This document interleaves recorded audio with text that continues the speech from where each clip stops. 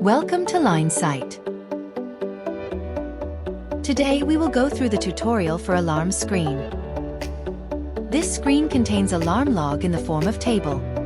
Each alarm is described with following information: starting time, ending time, duration of the alarm, name of the machine where first fault is detected, unique code for the alarm, and alarm description.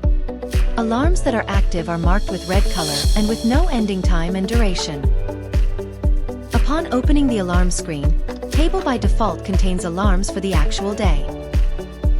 You can adjust time period by selecting the start and end time using these buttons. Also, you can create filter, which allows you to observe alarms from specific machines. Filter is created by clicking on this drop-down list and selecting the machine from which the alarms should be displayed. After selection, you must click on this button in order to activate filter. Please keep in mind that every change in machine selection requires confirmation. Alarms can be sorted according to starting or ending time, based on your preference or need. That is all for today's tutorial. If you have further questions, please feel free to contact us and we will answer as soon as possible. Thank you for your attention, and please subscribe to our YouTube channel for more content.